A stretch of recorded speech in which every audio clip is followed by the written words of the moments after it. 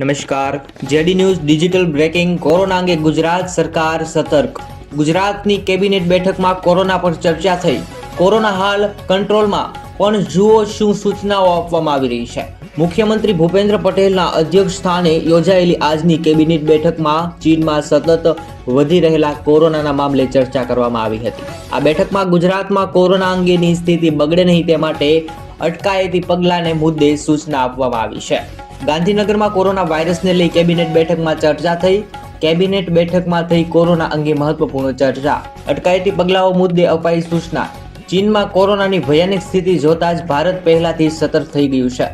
PM મોદીએ કોરોનાને લઈ કોઈ પણ સ્થિતિએ પહોંચી વળવા માટે બપોરે રાજ્યો સાથે બેઠકનું આયોજન કર્યું હતું. તે ગાંધીનગર ખાતે ભૂપેન્દ્ર પટેલના અધ્યક્ષસ્થાને યોજાયેલી કેબિનેટ બેઠકમાં પણ કોરોના વાયરસ અંગે ચર્ચા કરવામાં આવી હતી.